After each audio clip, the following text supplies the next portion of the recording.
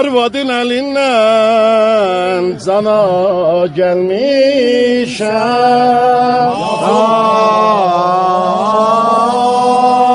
Ben arvad alandan gün görmemişem.